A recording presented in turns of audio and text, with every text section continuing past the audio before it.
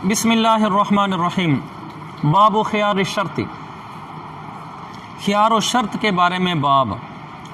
خیار و شرط کے بارے میں کیا بتا رہے ہیں کہ خیارات ہوتے ہیں بیع کے اندر۔ خیار کا معنی اختیار، کہ آپ نے بیع کی، سودا کیا، اس میں آپ کو اختیار حاصل ہے یا نہیں ہے، کس وجہ سے اختیار ہے، کس وجہ سے نہیں ہے، کون سا اختیار ہے، کون سا اختیار نہیں ہے۔ خیارات پورا ایک باب ہے۔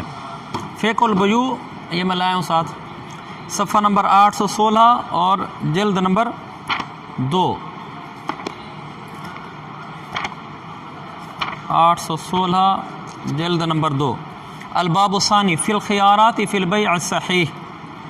اس میں حضرت شیخ الاسلام صاحب نے خیارات کی قسمیں بیان کی ہیں۔ خلاصہ میں آپ کو بیان کر دیتا ہوں کہ انہوں نے جو بیان کیا ہے۔ اس میں خیارات کی دو قسمیں ہیں۔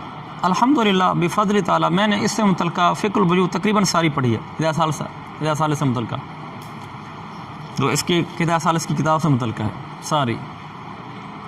جو حضرت نے لکھا ہے خیارات کا، اس کا خلاصہ یہ کہ خیارات کی دو قسمیں ہیں، یعنی آپ سودا کرتے ہیں آپ کو اختیار حاصل ہوتا ہے۔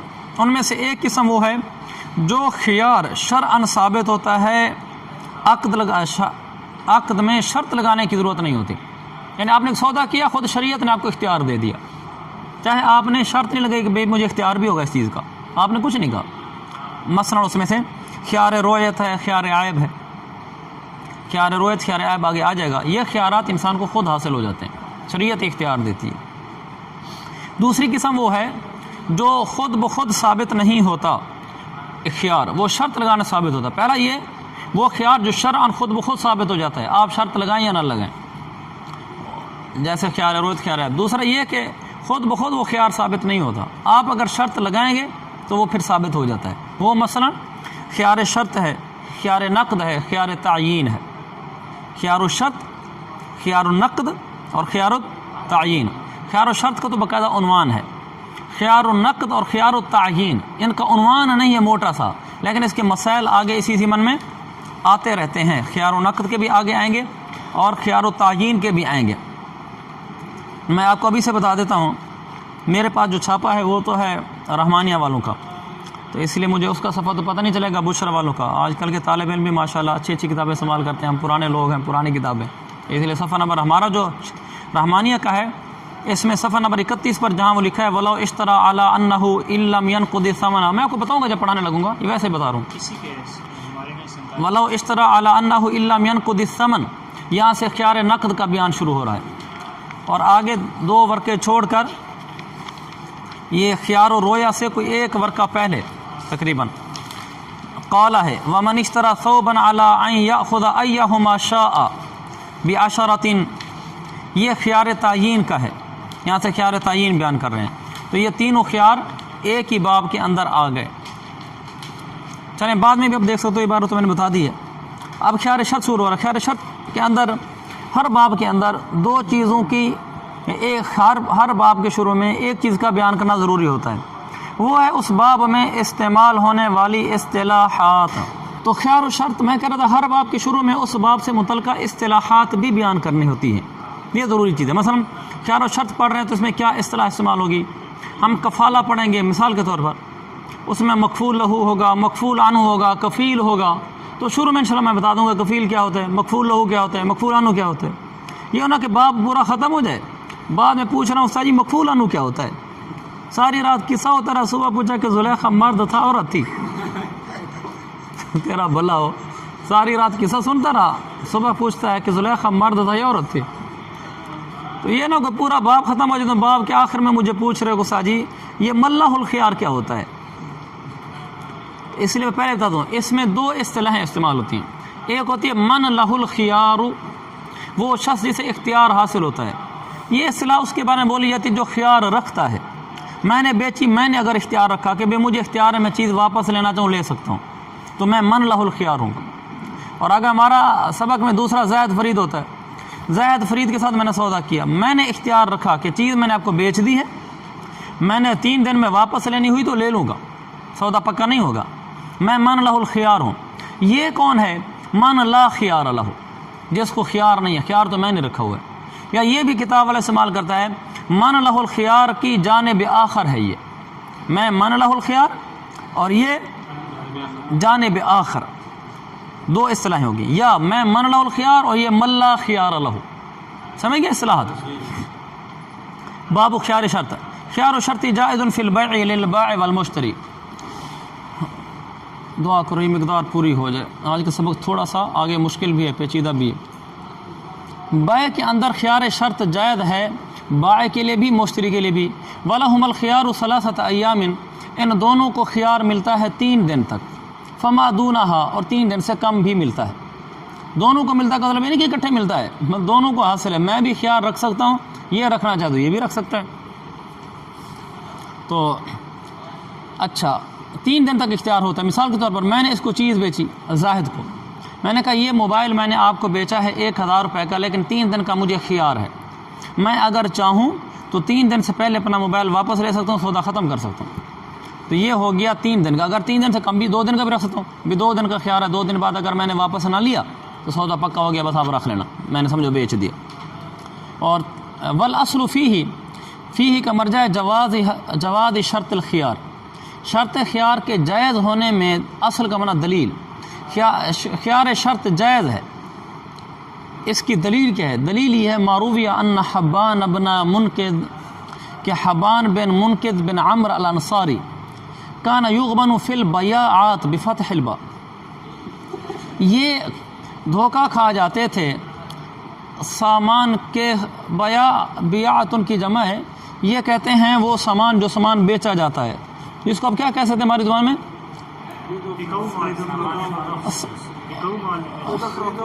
خرید و فروخت والا سامان. بالکل ٹھیک ہے، خرید و فروخت والا سامان. خرید و فروخت والے سامان میں یہ دھوکہ کھا جاتا ہے، جن کو دھوکہ ہو جاتا تھا. یعنی ایک چیز خریدنے کے لیے گئے تو آگے ان کو دھوکہ جاتا تھا، وہ کہتے تو یار یہ چیز تو نہیں لینی تھی. تو یہ اللہ کے نبی کے پاس ہے. فقال النبی علیہ السلام، حضور علیہ السلام نے ان کے پاس انہیں فرمایا اذا بایعت فقل لا خلابۃ ولی الخیار ثلاثۃ ایام. آپ نے فرمایا کہ جب تم بیع کرنے لگو تم یہ کہا کرو لا خلابۃ، خا کا کسرہ اور لام مخفف ہے، لا خلابۃ ولی الخیار ثلاثۃ ایام. تم یہ کہا کرو لا خلابۃ کا مطلب مجھے کوئی دھوکہ دینا نہیں ہے. یعنی تم دکاندار کو یہ کہو لا خلابۃ، مجھے کوئی دھوکہ دینا نہیں ہے اور مجھے تو 3 دن کا اختیار ہے.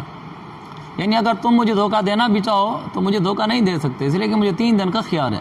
تو لا خلابۃ کا معنی کوئی دھوکہ دینا نہیں ہے، یعنی مجھے دھوکہ نہیں ہو سکتا اور مجھے 3 دن کا اختیار ہے. تو اللہ کے نبی نے 3 دن کا اختیار دیا، خیار کی اجازت بھی دی، اس سے خیار بھی ثابت ہوا اور 3 دن بھی ثابت ہو گئے. ولا یجوز اکثر امینہا عند ابی حنیفہ. امام صاحب رحمۃ اللہ کے نزدیک 3 دن سے زیادہ کا خیار ہے شرط جائز نہیں ہے.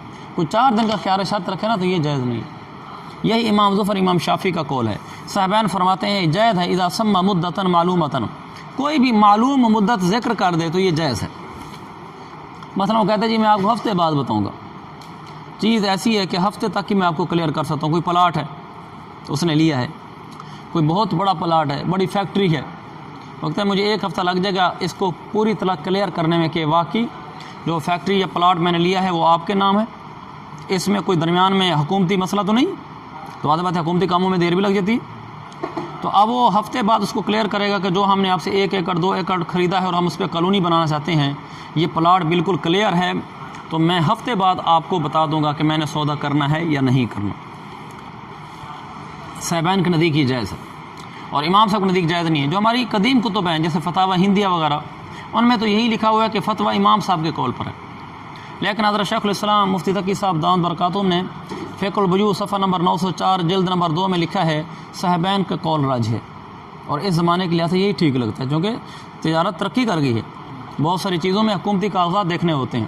آپ پلاٹ لے لیں اور آپ کو بہت بڑا پلاٹ لے کر کالونی کاٹنے کے لیے آپ کو ہفتے بعد پتہ چلے کہ تو پلاٹ کلیئر ہی نہیں، اس میں تو فلاں شریک اور بھی ہیں، حکومتی مسئلہ ہے، تو اس پہ تو کسی نے سٹے لیا ہوا ہے. اس لیے آپ مدت لے سکتے ہیں، ہفتہ لے سکتے ہیں، 15 دن لے سکتے ہیں. یہ صاحبین کا مذہب ہے. کیوں؟ دلیل لی حدیث ابن عمر رضی اللہ عنہ، حضرت ابن عمر کی حدیث کی وجہ سے. ان کی کیا حدیث ہے؟ انہو ضمیر کا مرجع ہے ابن عمر. اس مقام پر بنایا دیکھ لینا، فائدہ دے گی تمہیں. انہو اجاز الخیار الی شہرین، ابن عمر رضی اللہ عنہ نے 2 مہینے تک خیار کی اجازت دی ہے. تو چونکہ انہوں نے 2 مہینے کی اجازت دی ہوئی خیار کے لیے، پتہ چلا کہ 2 مہینے یعنی 3 دن سے زیادہ بھی خیار رکھا جا سکتا ہے. والی انا، یہ دوسری دلیل ہے صاحبین کی جو اس وقت راجح قول ہے. वलिअन्न अल-खियार इन्नमा शुरिअ लिल-हाजति इला-त-तरव्वी लियंदफ़िअ अल-ग़बन वक़द तमुस्सु अल-हाजतु इला-अल-अक्सरि फ़सार कत-ताजील फ़ी समन। ये दलील होगी दूसरी दलील अक़ली। वो कहते हैं 3 दिन से ज़्यादा इसलिए ज़्यादा है कि खियार को तो मशरू करार दिया गया है हाजत की वजह से। किस चीज़ की हाजत? इला-त-तरव्वी, गौर व फ़िक्र की हाजत। गौर व फ़िक्र की ज़रूरत है ना, गौर व फ़िक्र करेगा फिर ही बताएगा चीज़ लेनी है कि नहीं लेनी, इसलिए इसको मशरू किया गया कि आदमी ज़रा गौर व फ़िक्र करके बता सके। लियंदफ़िअ अल-ग़बन, ताकि धोखा दूर हो सके, इसको कोई धोखा ना हो जाए, प्लाट लेकर आ जाए बाद में पता चले धोखा हो गया। और कभी ज़रूरत पड़ती है इलल अक्सर, 3 दिन से ज़्यादा दिन के लिए गौर व फ़िक्र करने की। जैसे मैंने आपको मिसाल दी, कागज़ी कार्रवाई चेक करनी है तो 3 दिन से ज़्यादा की बाद ज़रूरत पड़ जाती है, लिहाजा ये ठीक है। फ़सार कत-ताजील फ़ी समन, ये बिल्कुल ऐसे हो गया जैसे समन में उधार का वक्त मुकर्रर करना।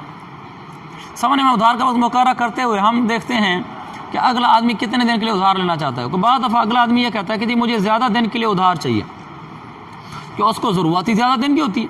भाई मैं इसके पैसे अभी नहीं दे सकता, 3 दिन के अंदर भी नहीं दे सकता, हफ्ते के बाद दे सकता हूँ। हम कहते हैं ठीक है।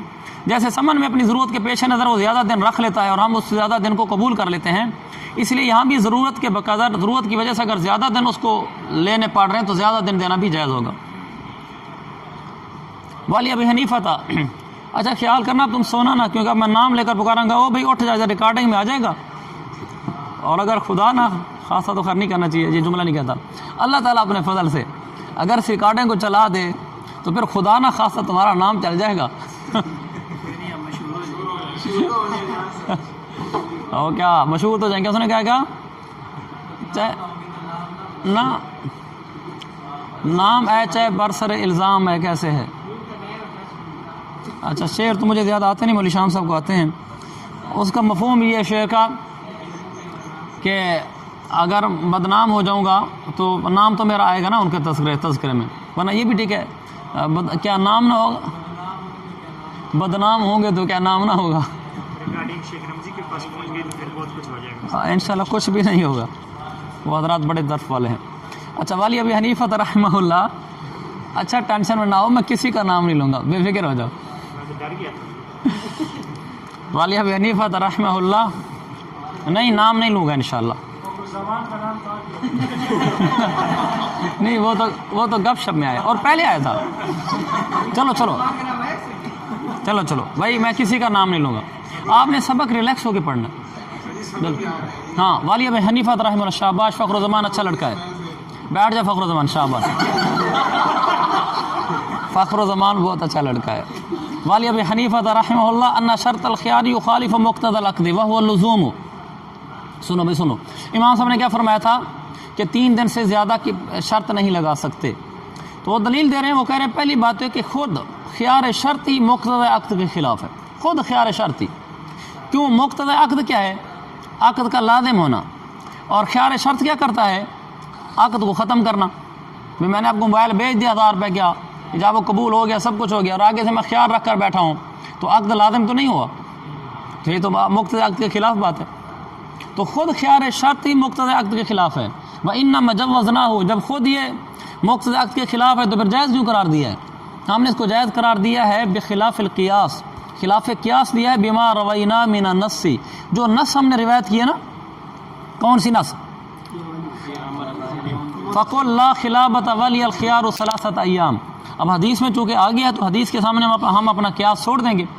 फ़यक़्तसिर अल मुद्दत अल मज़कूरत फ़ीही, लिहाजा जो चीज़ खिलाफ़ क़ियास हो फिर अगर वो जायज़ हो जाए तो फिर कहाँ तक मुनहसर रहती है? हाँ, मौरद नस तक मुनहसर रहती है, जहाँ तक नस है बस वहाँ तक, उससे आगे नहीं चल सकते।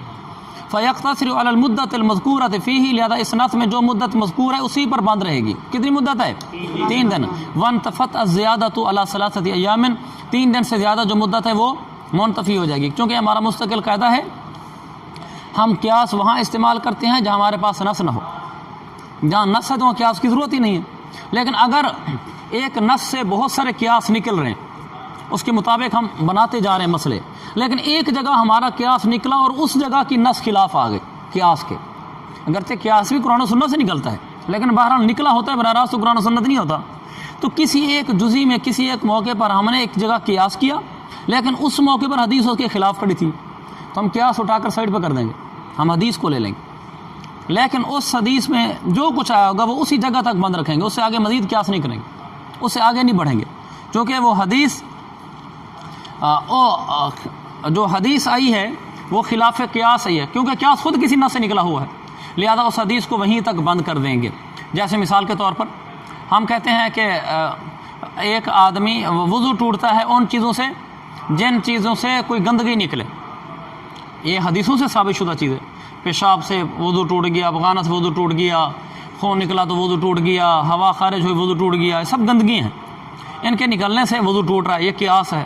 اب اس میں سے ہم بہت ساری چیزیں اور بھی نکالتے جا رہے ہیں کہ اس سے بھی وضو ٹوٹ گیا، مثلا پیپ نکل گئی وضو ٹوٹ گیا وغیرہ، تو لیکن ایک جگہ میں ہم آئے ہمارے قیاس کے مطابق جو حدیثوں سے قیاس چل رہا ہے کہ گندگی سے وضو ٹوٹتا ہے، تو ہمارے قیاس کے مطابق کہہ لگانے سے وضو نہیں ٹوٹتا، اس میں کون سی گندگی نکلی ہے؟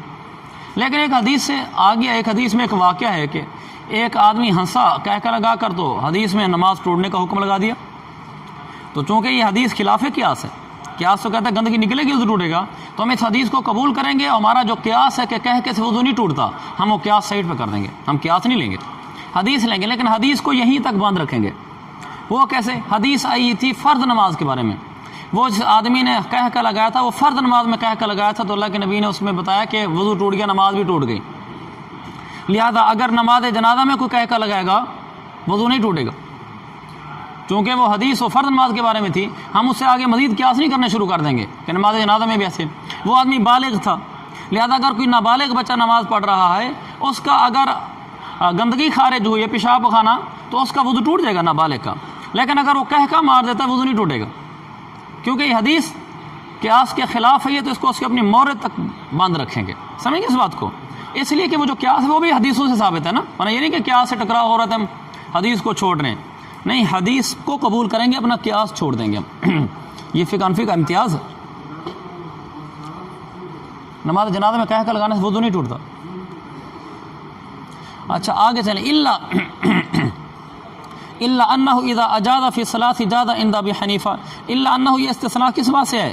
وہ لا یجوز اکثر من، پیچھے تھا متن میں، یہ متن کی عبارت سے استثناء ہے، متن میں تھا کہ 3 دن سے زیادہ کا جائز ہی نہیں ہے، الا انہ اذا اجاز فی الصلاۃ جاز، مگر یہ کہ جب اصول سے نہیں لکھا ہوا، صلاۃ لکھا ہوا ہے، مگر یہ کہ جب اس نے 3 دن کے اندر جائز اجازہ نافذ کر دیا، جب اس نے 3 دن کے اندر نافذ کر دیا تو اب جائز ہو گیا امام صاحب نے دیکھ، مثلا 3 دن سے زیادہ تھا تو ناجائز، ایک آدمی نے 4 دن کا لے لیا خیار، امام صاحب کو نزدیک ناجائز ہے نا، لیکن امام صاحب فرماتے ہیں اگر 3 دن کے اندر اس نے نافذ کر دیا، ابھی دوسرا دن تھا، اس نے کہا ٹھیک ہے بھائی وہ میں نے چیز رکھ لی ہے بس، یا وہ چیز میں نے واپس کر دی، 3 دن کے اندر وہ اختیار استعمال کر لیا تو اب جائز ہے،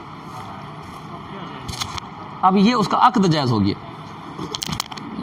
خلاف لظفر، امام ظفر رحمۃ اللہ علیہ کے نزدیک کے خلاف، وہ فرماتے ہیں نہیں، انہ ان عقد فاسدا، نہیں عقد ہوا ہی فاسد تھا شروع میں، جب شروع میں کہا تھا 4 دن کا خیال رکھتا ہوں، عقد ہی فاسد ہے، ان عقد فاسدا فلا ينقلب جائزا، جو چیز شروع میں فاسد منعقد ہوئی تھی وہ بعد میں پلٹ کر جائز نہیں ہو جاتی، ناجائز ہی رہتی ہے، وہ پہلے ناجائز تھی، جب شروع میں کہا تھا بھی 4 دن کا خیار شرط ہے، ہم نے کہا یہ بے فاسد ہے، ناجائز ہے، اور پھر جب اس نے دوسرے دن اس کو جائز کر دیا، یعنی نافذ کر دیا، ہم نے کہا جائز ہے، امام ظفر فرماتے ہیں وہ جب ایک چیز شروع میں تھی فاسد، وہ بعد میں پلٹ کر جائز کیسے ہوگی، لہذا جو شروع میں کہہ دیا کہ 4 دن کا خیال رکھا ہے تو فاسد ہو گیا تھا، فاسد ہی رہے گا، یہ ان کی دلیل ہے، اور امام ظفر کا یہ مستقل قاعدہ ہے، بہت ساری جگہوں میں استعمال ہوتا ہے، امام ظفر فرماتے ہیں جو چیز ایک دفعہ ناجائز ہو جائے وہ بعد میں کسی تعویل سے جائز نہیں ہوتی، ہمارے ہاں بلکہ ابو حنیفہ رحمۃ اللہ کے نزدیک کئی جگہ ایسے ہوتا ہے کہ ایک چیز شروع میں ناجائز تھی، بعد میں کسی وجہ سے اس کو جائز بھی بن گئی، جیسے شروع میں 4 دن کا خیال رکھا، اجازت 3 دن کی تھی، لیکن 3 دن سے اوپر بڑھنے نہیں دیا، جو ناجائز تھی تو چوتھا دن ہے نا، وہاں تک نہیں پہنچا اور پہلے اس کو ٹھیک کر لیا، تو ہم کہتے ہیں ٹھیک ہو گیا۔ والا ہو امام صاحب کی دلیل، امام صاحب کا مطلب کیا تھا کہ 4 دن کا کہا اور دوسرے دن میں خیار استعمال کر لیا تو ہم کہتے ہیں ٹھیک ہے۔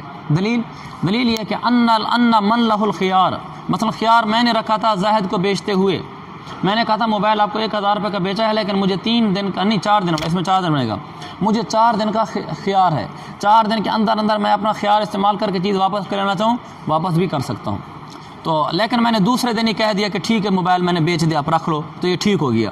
یہ کیوں جائز ہے؟ دلیل یہ کہ ان من لہ الخیار، عبد القادر نے اسقط المفسد قبل تقررہ فیعود جائزا، وہ یہ کہ من لہ الخیار یعنی میں نے مفسد کو ساقط کر دیا، مفسد یہاں کیا ہے؟ چوتھا دن مفسد ہے، اگر 3 دن ہوتے پھر تو ٹھیک تھا، چوتھے دن کو میں نے ساکت کر دیا قبل تقررہ، اس مفسد کے پختہ ہونے سے پہلے پہلے۔ ابھی مفسد پختہ نہیں ہوا، پختہ کب ہوتا؟ جب چوتھا دن شروع ہوتا، وہ ابھی آیا نہیں، اسے پہلے پہلے میں نے اس مسکت کو ہی مفسد کو ہی ساکت کر دیا۔ فیعود العقد جائزا، یہ اردو کی ضمیر عقد کی طرف جائے گی، لہذا وہ عقد اب پلٹ کر جائز ہو جائے گا۔ ہم کہتے ہیں ہمارے پاس اس کی نظیر ہے کہ ایک چیز پہلے ناجائز ہوتی ہے، بعد میں اس کے ناجائز پختہ ہونے سے پہلے پہلے اگر اس کو جائز کر دو وہ جائز ہو جاتی ہے۔ یہ کیسے؟ کما اذا باع بالرقم وعلمه فی المجلس، جیسے ایک آدمی نے کوئی چیز بیچی لکھی ہوئی کے بدلے میں، برقم، رقم یرقم لکھنا، لکھی ہوئی قیمت کے بدلے میں بیچی اور مجلس میں عالمہ اسے بتا دی تو جائز ہے۔ یہ اس بات کی نظیر ہے کہ ایک چیز پہلے ناجائز تھی پھر بعد میں جائز ہو گئی اسی مجلس میں ناجائز کے پختہ ہونے سے پہلے پہلے۔ وہ یہ ہے، میں نے زاہد کو پرفیوم بیچا، میں نے کہا اس پرفیوم کے اوپر جو قیمت لکھی ہوئی ہے اس قیمت کے بدلے میں بیچا ہے، اور یہ پڑھنا لکھنا نہیں جانتا۔ اس نے کہا ٹھیک ہے، تو اس کو معلوم ہوا کہ ثمن کتنی ہے، تو ثمن مجہول ہے نا، تو عقد کیا ہے؟ فاسد ہے، عقد فاسد ہو گیا۔ لیکن اسی مجلس میں میں نے کہا بھائی اس کے اوپر لکھا ہوا ہے 680 روپے، میں نے کہا اچھا ٹھیک ہے، ابھی مجلس وہی برقرار تھی، تو یہ جائز ہو گیا، حالانکہ یہ پہلے ناجائز ہوا تھا، بعد میں پھر اسی مجلس میں بتا دیا تو جائز ہو گیا۔ تو یہ ہمارے پاس نظیر ہے کہ اسی طرح یہ 4 دن کا جب کہا تھا شروع میں ناجائز اور بعد میں تو اس کے پختہ ہونے سے پہلے پہلے جائز کر دیا تو جائز ہو گیا۔ ہاں بھائی سو تو نہیں رہا، ضحاک، ضحاک کہنے سے تو کچھ نہیں ہوتا نا، تو کھڑے ہو جاؤ اگر نیند آ رہی، تمہارے میں دوسرے نام رکھ لیتا ہوں۔ اچھا، والی ان الفساد، دوسری دلیل امام صاحب کی، یہ پہلی دلیل ہو گئی، دوسری دلیل کہ 4 دن کا کہا پھر دوسرے دن اس کو ٹھیک کر دیا تو ٹھیک ہو گیا۔ دلیل کیا ہے؟ لأن الفساد باعتبار اليوم الرابع، ان الفساد، فساد اس میں باعتبار اليوم الرابع، اس کی خبر ہے، ورنہ یہاں بعض دفعہ طالب علم کو اشتباہ لگتا ہے، وہ یہ سمجھتا ہے لأن الفساد باعتبار اليوم الرابع، چوتھے دن کے اعتبار سے فساد، یہ پورا انا کا اسم بنا دیتا ہے، جب پورا اسم بنا دیتا ہے کہ مسئلہ سمجھ نہیں آتا، سمجھ گئے عبارت کو؟ دوسری دلیل یہ کہ فساد وہ تو چوتھے دن کا اعتبار کرنے کی وجہ سے ہے، ورنہ 3 دن میں تو کوئی فساد نہیں ہے۔ فَإِذَا أَجَازَ قَبْلَ ذَلِكَ، جب چوتھے دن سے پہلے اس کو نافذ کر دیا تو لم يتصل المفسد بالعقد، مفسد چیز عقد سے ملی ہی نہیں ہے، جب وہ مفسد چیز عقد سے ملی نہیں ہے تو فساد ہی نہیں آیا۔ وَلِهَذَا، اور اسی وجہ سے کہ مفسد چیز ابھی ملی نہیں ہے، یوں کہا جاتا ہے کہ ان العقد يفسد بمضي جزء من اليوم الرابع، اسی وجہ سے یوں کہا جاتا ہے یہ عقد تو تب فاسد ہوگا جب چوتھے دن کا ایک جزو گزرے گا، یعنی چوتھا دن شروع ہوگا اب عقد فاسد ہوا ہے۔ اگر شروع میں 4 دن بولا تھا تو عقد فاسد ہی نہیں ہوا، کیونکہ جو مفسد ہے وہ یوم رابع ہے، وہ آئے گا تو عقد فاسد ہوگا۔ وکیلا، اور ایک یہ کہا گیا ہے ینعقد فاسدا، ایک یہ کہا گیا نہیں عقد شروع سے فاسد ہو جاتا ہے۔ پچھلی بات سے تو یہ پتہ چلا تھا نا کہ عقد شروع سے فاسد نہیں ہوتا، جب چوتھا دن شروع ہوتا پھر فاسد ہوتے ہیں۔ ایک بات یہ کہ نہیں ینعقد فاسدا، شروع میں جب کہا نا 4 دن کے اختیار پر بیچا وہیں سے عقد فاسد ہو گیا، لیکن ثم يرتفع الفساد بحذف شرط، پھر یہ فساد اٹھ جاتا ہے شرط کے حذف ہونے سے، شرط تھا چوتھا دن، وہ جب اٹھ گیا تو فساد بھی اٹھ گیا۔ تو وہ ہے کہ 2 قول ہو گئے، ایک یہ کہ شروع میں فاسد ہو جاتا ہے بعد میں جائز ہوتا ہے، ایک یہ کہ شروع میں فاسد نہیں ہوتا چوتھا دن شروع ہوتا ہے پھر فاسد ہوتا ہے۔ وہذا علی الوجه الاول، یہ جو دوسری بات ہے نا قیل ینعقد فاسدا ثم يرتفع الفساد بحذف شرط، هذا كمشار الیہ، یہ ہے یہ والا قول علی الوجه الاول، پہلی دلیل کے اوپر ہے۔ پہلی دلیل کیا تھی؟ وَلَهُ أَنَّهُ أَسْقَطَ الْمُفْسِدَ، مفسد کو ساکت کر دیا، پتہ چلا کہ مفسد تو شروع میں ہی ہو گیا تھا، فاسد تو شروع میں ہی ہو گیا تھا۔ وَلَوْ اشْتَرَى، یہاں سے خیار نقد کا بیان شروع ہو رہا ہے، خیار شرط ختم ہو گیا، سمجھ گئے؟ وَلَوْ اشْتَرَى، اگر اس نے ایک چیز خریدی، زاہد نے مجھ سے خریدا موبائل، عَلَىٰ أَنَّهُ إِن لَّمْ يَنقُضِ الثَّمَنَ إِلَىٰ 3 أَيَّامٍ فَلَا بَيْعَ بَيْنَهُمَا جَازَ، اس نے خریدا اس شرط پر کہ اگر یہ قیمت 3 دن تک نہ دے سکا تو پھر ہم دونوں کے درمیان کوئی بیع نہیں ہوگی، جازا، یہ عقد ایسا کرنا جائز ہے۔ یعنی جس طرح خیار شرط رکھنے سے عقد جائز ہو جاتا ہے، اسی طرح خیار نقد رکھنے سے بھی عقد جائز ہو جاتا ہے۔ حضرت شیخ الاسلام صاحب نے فقہ البیوع میں خیار نقد پر بہت مفصل بحث کی ہے، صفحہ نمبر 934 جلد نمبر 2، مفصل بحث ہے، لہذا اگر کوئی دیکھنا چاہے وہاں دیکھ لے، تب دیکھے جب اس کے تکرار مطالعے سارے پورے ہوئے نا، کہ حضرت صاحب شام کو علامہ بنے بیٹھے ہوں جی، فقہ البیوع کا مطالعہ ہو رہا ہے اور ہدایت سالس کا سبق ہی سمجھ نہیں آیا ابھی تک.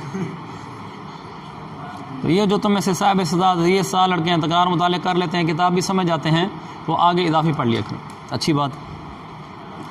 اچھا وَإِلَّمْ يَنْقُضِ کیا 934/2 ولو اس طرح اگر اس نے خریدا کہ اگر یہ 3 دن تک پیسے نہ دے سکا تو پھر ہمارے درمیان کوئی بائع نہیں ہے. یعنی خیار نقد کا معنی ادا کرنا، جس طرح نقد کا معنی پرکھنا ہوتا ہے اسی طرح نقد کا معنی ادا کرنا بھی ہوتا ہے. زیادہ وَإِلَىٰ أَرْبَعَةِ أَيَّامٍ لَا يَجُوزُ اگر 4 دن کا خیار نقد لیا کہ لے کے جا رہا ہوں، اگر 4 دن تک میں نے پیسے نہ دیے تو سمجھو ہمارا عقد ہے ہی نہیں، تو پھر جائز نہیں ہے امام صاحب کا نزدیک. اور امام ابو یوسف کا نزدیک بھی جائز ہونا چاہیے تھا، نہیں ہونا چاہیے تھا 4 دن پر. امام ابو یوسف کا نزدیک جائز ہونا چاہیے تھا، سمجھ گیا. اور یہاں ابو یوسف کیا کہہ رہے ہیں؟ جائز نہیں ہونا چاہیے. تو گویا کہ مسئلہ بدل گیا نا ان کا. وقال محمد يجوز الى 4 ايام اكثر امام محمد کہتے ہیں 4 دن زیادہ جائز. ان کا نزدیک ہونا بھی کیا چاہیے تھا؟ جائز ہی ہونا چاہیے تھا، کیونکہ یہ پیچھے خیار شرط میں جائز قرار دیتے ہیں، یہاں بھی اپنے اسی اصل پر چلے ہیں، جو ان کا ضابطہ وہاں تھا وہی ضابطہ ان کا یہاں ہے.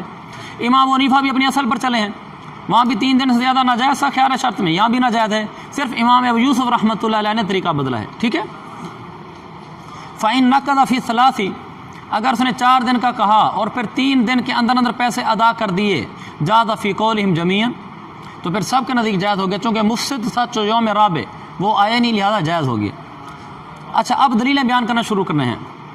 دلیلیں بیان کرنا امام صاحب والاصل فیہ، سب سے پہلے مذہب کی دلیل نہیں بیان ہو رہی امام صاحب کی، پہلے مذہب حنفی کی دلیل بیان ہو رہی ہے کہ ہمارے نزدیک خیار نقد جائز ہے.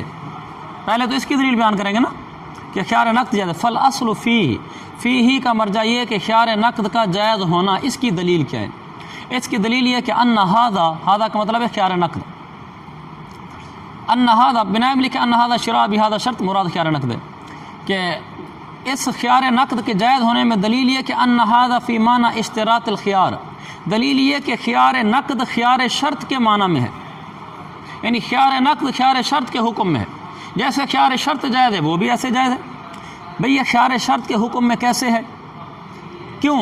اذ الحاجت مست الی الانفساخ عند عدم النقد، یہ بالکل آسان سی بات ہے. خیار نقد خیار شرط کے حکم میں ہے. کیوں؟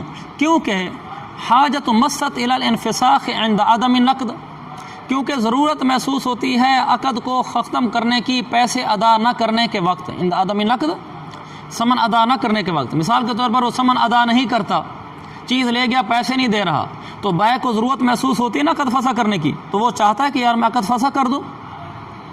جب اس کو ضرورت محسوس ہوتی ہے تو لہذا جس طرح خیار شرط ضرورت کی وجہ سے جائز قرار دیا گیا تھا، تو یہاں بھی ضرورت محسوس ہو رہی ہے کہ اس کو بھی ضرورت محسوس ہوتی ہے کہ اگر آدمی پیسے نہ دے تو بھئی میں ختم کر دوں عقد کو. لہذا وہ کیا کرتا ہے؟ شروع میں خیار نقد کا رکھ لیتا ہے. میں نے چیز بھیجی، میں نے کہا بھئی 3 دن تک پیسے نہ دیے نا تو عقد ختم ہے، ہماری کوئی بائع نہیں ہوئی، تو یہ میری ضرورت ہے نا. تو اس ضرورت کو پورا کرنے کے لیے، یعنی اس کے پیسے ادا نہ کرنے کے وقت میں عقد کو بآسانی فسخ کر سکوں، یہ میری ضرورت ہے کہ نہیں ہے؟ اس ضرورت کے لیے میں نے خیار نقد رکھ لیا. سمجھ گئے اس بات کو؟ جس طرح خیار شرط ضرورت کی وجہ سے جائز ہو گیا تھا اور ہم نے خیار نقد کو خیار شرط کے حکم میں کر دیا کہ خیار نقد میں بھی ضرورت محسوس ہوتی ہے خیار نقد رکھنے کی. بات سمجھ گیا اب یہ؟ اچھا جب ہم نے پڑھ لیا اذ الحاجت مست الی الانفساخ عند عدم النقد، مشتری جب ثمن ادا نہ کرے تو اس وقت بائع کو عقد فسخ کرنے کی ضرورت پیش آتی ہے. اس ضرورت کے پیش نظر خیار نقد کو جائز قرار دے دیا گیا. لیکن یہاں پر اشکال ہو جاتا ہے. اشکال یہ ہوتا ہے کہ یہ ضرورت تو خیار شرط سے بھی پوری ہو سکتی تھی کہ میں خیار شرط ہی رکھ لوں. میں یوں کہہ دوں بھئی 3 دن کا خیار شرط ہے مجھے، 3 دن کے اندر اگر چیز پسند آ گئی ٹھیک ہے، نہیں تو نہ صحیح. تو پھر اس کے بعد میں دیکھوں اگر پیسے پہنچا دیے تو ٹھیک ہے 3 دن میں، اس کو یہ بھی کہہ دوں گا ساتھ پیسے ہی پہنچا دینا، پیسے نہیں پہنچائے میں خیار شرط کی وجہ سے ختم کر دوں. تو میں نے ایسا کیوں نہیں کیا؟ سوال یہ پیدا ہوتا ہے کہ جب یہ ضرورت خیار شرط سے پوری ہو جاتی ہے تو پھر خیار نقد رکھنے کی کیا ضرورت ہے؟ سمجھ اس بات کو؟ اس کی وجہ یہ ہے تحرزا عن المماطلۃ فی الفسخ، وجہ یہ ہے کہ فسخ کے اندر ٹال مٹول سے بچنے کے لیے. فسخ کے اندر ٹال مٹول سے بچنے کے لیے کہ اگر میں یہاں خیار شرط رکھ لیتا ہوں، خیار نقد نہیں رکھتا، تو فسخ کے اندر یہ ٹال مٹول کرے گا۔ اس ٹال مٹول سے بچنے کے لیے میں خیار نقد رکھ لیتا ہوں۔ یہ ٹال مٹول کیسے کرے گا؟ مثلا میں خیار شرط رکھ لیتا ہوں، خیار نقد نہیں رکھتا، تو 3 دن کا میں نے خیار شرط رکھ لیا کہ 3 دن کے اندر اگر اس نے مجھے پیسے دے دیے مثلا، تو میں اپنا خیار شرط استعمال کرتے ہوئے کہہ دوں گا ٹھیک ہے بھی چیز ہوگی رکھ لو۔ اگر اس نے پیسے نہ دیے تو میں خیار شرط کے تحت کہہ دوں گا میں نے سودا ختم کر دیا، تو سودا ختم ہو جائے گا۔ جب میری یہ ضرورت خیار شرط سے پوری ہو جاتی تھی تو خیار نقد رکھنے کی کیا ضرورت ہے؟ اس کا جواب یہ دیا خیار نقد اس لیے رکھا ہے تاکہ جب میں 3 دن بعد عقد کو فسخ کرنے لگوں یہ آگے سے ٹال مٹول نہ کرے۔ یہ کیسے ٹال مٹول کرے گا؟ وہ ٹال مٹول یوں ہوگا، خیار شرط کے اندر اگر میں عقد کو فسخ کروں، 3 دن کے بعد میں نے دیکھا اس نے پیسے نہیں دیے نا، اور میں اس کو یہ کہنا چاہتا ہوں کہ بھائی ہمارا سودا ختم ہے، خیار شرط کو فسخ کرنے کے لیے ضروری ہوتا ہے کہ یہ موجود ہو مجلس میں، اور اس نے کیا کرنا ہے، اس نے پیسے دینے کو نہیں، اور یہ چاہتا بھی نہیں ہے کہ عقد جو ہے نا فسخ ہو۔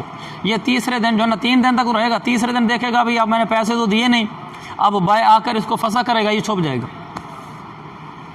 جب یہ چھپ جائے گا تو یہ فسخ کرنے میں ٹال مٹول سے کام لے رہا ہے نا، اور 3 دن گزر جائیں گے پھر سے زہر ہو جائے گا۔ جی اچھا، اب تو چوتھا دن آ گیا ہے، چوتھے دن میں جب میں نے اس کے سامنے فسخ کیا ہے تو اب فسخ کرنے کا کوئی اعتبار نہیں ہے، وہ 3 دن تو گزر چکے تھے، وہ تو عقد نافذ ہو گیا۔ 3 دن کے اندر میں فسخ کرنا چاہتا فسخ کر سکتا تھا، اور 3 دن کے اندر فسخ کرنے کے لیے اس کے سامنے فسخ کرنا ضروری تھا۔ بھی حضرت صاحبی آگے صفحہ نمبر ہمارا جو 33 ہے اس کے اندر یہ آ رہا ہے، الا ان یکون الاخر حاضرا کی عبارت آ رہی ہے۔ تو چونکہ اس میں ٹال مٹول ہونا تھا، اس وجہ سے میں نے کیا کیا، شروع میں خیار نقد رکھ کر یوں کہہ دیا کہ بھئی 3 دن میں پیسے دے دیے تو ٹھیک ہے، نہیں دے دیے تو ختم، تاکہ اگر 3 دن میں پیسے نہیں پہنچے تو خود بخود ہی ختم ہو جائے گا۔ مجھے موجود ہونے کی ضرورت کیا ہے؟ خیار شرط میں تو یہ ہوتا ہے کہ 3 دن بعد میں بتاؤں گا بھائی اب میں سودا جو ہے نا ختم کرنا چاہتا ہوں، اور جب بتاؤں گا تو اس کا موجود ہونا ضروری ہے۔ اور خیار نقد میں کیا ہوتا ہے، اگر 3 دن تک پیسے نہ پہنچے تو خود بخود ختم، تو اب یہ ٹال مٹول کرنا بھی چاہے تو نہیں کر سکتا۔ یہ مطلب ہے تحرزا عن المماطلۃ فی الفسخ۔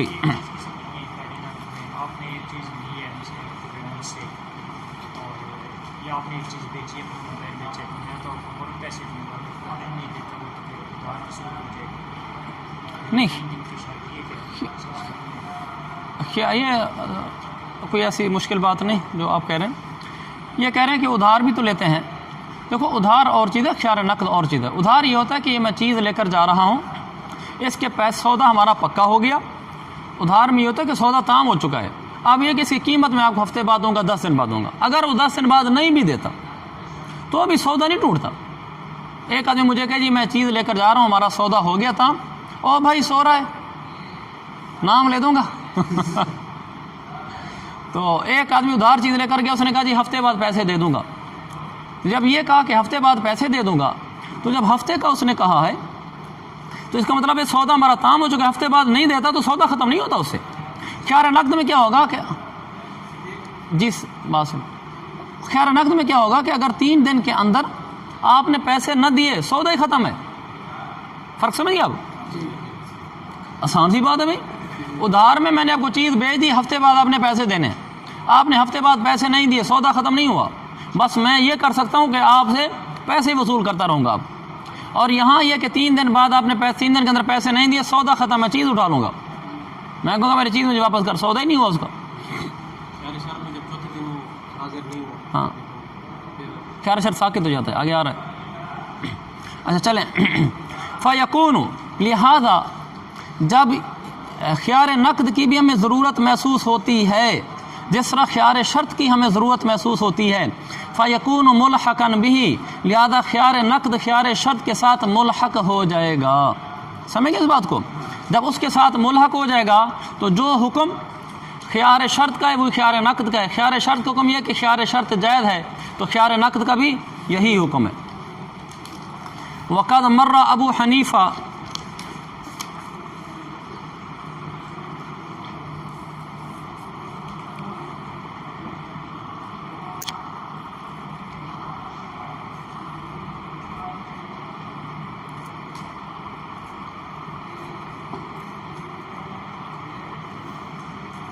چلیں کیا تھا؟ وَمَقَدْ مَرَّ ابو حنیفہ رحمہ اللہ علی اصل فی الملحق به ونفذ زیادت علی الثلاث، بالکل آسان ہے. ملحق ہے، کون ہے ملحق؟ خیار نقد، اور ملحق بھی کیا ہے؟ خیار شرط. امام حنیفہ رحمۃ اللہ چلے ہیں اپنی اصل پر، علی اصلہ فی الملحق بھی، اصلہ فی الملحق بھی ایک لفظ ہے. ملحق بھی میں جو ان کی اصل ہے، خیار شرط میں جو ان کی اصل ہے وہ کیا ہے؟ 3 دن. خیار شرط میں جو ان کی اصل بنیاد ہے 3 دن، وہ یہاں بھی اسی پر چلے ہیں. تو یہاں بھی انہوں نے 3 دن کا حکم کہا ہے اور 3 دن سے اوپر والے کو ناجائز کہا ہے. وَنَفَذْ زِيَادَةَ عَلَى الثَّلَاثِ، لہذا 3 دن سے اوپر جو زائد دن تھے اس کی امام صاحب نے یہاں ملحق میں بھی نفی کر دی. وَقَضَى مُحَمَّدٌ فِي تَجْوِيزِ زِيَادَةٍ، اسی طرح امام محمد بھی اپنی اصل پر چلے ہیں. امام محمد کی ملحق بھی میں اصل کیا تھی کہ 3 دن سے زیادہ جائز ہیں، تو یہاں بھی فی تجویز زیادہ، زیادہ کو جائز قرار دینے میں وہ یہاں بھی اپنی اسی اصل پر چلے ہیں. جیسے وہاں زیادہ دن جائز سے 3 سے زیادہ جائز ہیں، یہاں بھی 3 سے زیادہ جائز ہیں. وہ ابو یوسف، اب امام یوسف رحمۃ اللہ علیہ بتا ہے کہ وہاں ان کے نزدیک 3 دن سے زیادہ جائز سے اور یہاں ناجائز ہے. تو اس کی کیا وجہ ہے؟ وہ ابو یوسف رحمہ اللہ اخذ فی الاصل بالاثر وفی هذا بالقیاس. امام یوسف رحمۃ اللہ جو اصل ہے، اصل سے مراد خیار شرط، اب وہ اصل ہے نا، خیار نقد اس کی فرع ہے نا، جو اصل ہے خیار شرط، وہاں تو امام یوسف چلے ہیں اثر کے اوپر. اثر کس کو کہتے ہیں؟ صحابی کے قول کو. وہاں صحابی کا قول تھا نا ابن عمر رضی اللہ عنہ کا کہ انہوں نے خیار کی اجازت دی تھی 2 مہینے کی. وہاں تو وہ خیار شرط میں اثر پر چلے ہیں. وفی ھذا بالقیاس، اور یہاں قیاس پر چلے ہیں. قیاس کیا ہوتا ہے؟ قیاس خیار کے مسئلے میں قیاس تو یہ ہے کہ خیار جائز ہی نہ ہو. خیار کے مسئلے میں اصل قیاس کیا ہے؟ خیار جائز ہی نہیں ہو چکے. خیار تو مقتضی عقد کے خلاف ہوتا ہے. خیار کے مسئلے میں اصل تو یہ ہے کہ قیاس جائز، خیار کے مسئلے میں قیاس تو یہ کہ خیار جائز ہی نہ ہو، کیونکہ یہ عدم لزوم عقد کا مقتضی ہوتا ہے. لہذا خیار نقد کے مسئلہ میں 3 دن سے زائد کے اندر، ان چوتھے دن کے اندر، 3 دن سے زائد کے اندر، چوتھے دن کے اندر ابو یوسف نے قیاس پر عمل کر لیا اور کہا ناجائز ہے. اور قیاس کا تقاضا یہ کہ خیار جائز نہ ہو، تو لہذا چوتھے دن میں ہی، چوتھے دن پر بھی قیاس پر عمل کرنے کی وجہ سے ناجائز کہہ دیا. اور 3 دن کے اندر وہاں جائز قرار دیا تھا حبان بن منقذ کے واقعہ کی وجہ سے. یہ یوں ہے، امام ابو یوسف رحمۃ اللہ علیہ نے خیار نقد کے اندر جو 3 دن ہے، 3 دن کے اندر انہوں نے خیار کو جائز قرار دیا ہے. یہاں خیار نقد کے اندر بات کر رہا ہوں. 3 دن کے اندر خیار نقد کو جائز اس لیے قرار دیا کہ وہ جو شروع میں حبان بن منقذ کی روایت تھی وہاں 3 دن کی صراحت تھی، تو وہاں اس کی وجہ سے انہوں نے 3 دن کو جائز قرار دے دیا. اور جو اوپر چوتھا دن ہے اس میں انہوں نے قیاس کو لے لیا، تو انہوں نے کہا کہ قیاس کی وجہ سے ناجائز ہے. خیار شرط میں ابن عمر کا قول لے لیا کہ وہاں 3 دن سے زیادہ میں ابن عمر کا قول تھا، 3 دن سے زیادہ میں ابن عمر کا قول تھا نا، تو وہاں جائز قرار دے دیا. اور یہاں 3 دن سے زیادہ میں کوئی قول نہیں تھا، تو انہوں نے یہاں قیاس پر عمل کر لیا. قیاس یہ کہ 3 دن سے اوپر، تو انہوں نے اس کو جائز نہیں قرار دیا، اس وجہ سے وہ ناجائز قرار دیتے ہیں. اخذ ابو یوسف فی الاصلی، خیار شرط نے انہوں نے اختیار کیا ہے اثر کو، جو وہ مروی تھا ابن عمر سے کہ وہاں 3 دن سے زیادہ بھی جائز ہے. وفی ھذا، اور یہاں یعنی چوتھے دن میں خیار نقد کے اندر یہاں قیاس پر عمل کیا ہے. خیار شرط میں 3 دن سے جو زائد تھا وہاں ابو یوسف نے ابن عمر کا قول لیا جو اثر تھا، اور یہاں 3 دن سے زائد ان چوتھے دن میں قیاس پر عمل کیا. اور 3 دن تو ویسے ثابت ہے، وہ تو حبان بن منقذ کی روایت سے ثابت ہیں. صرف 3 دن سے اوپر کا مسئلہ تھا نا، 3 دن سے اوپر کی روایت خیار شرط میں موجود ہے، وہاں اس پر عمل کر لیا. قیاس میں موجود نہیں ہے، تو قیاس کی وجہ سے، اور خیار نقد میں موجود نہیں ہے تو قیاس کی وجہ سے ناجائز قرار دے دیا. سمجھیں اس بات کو؟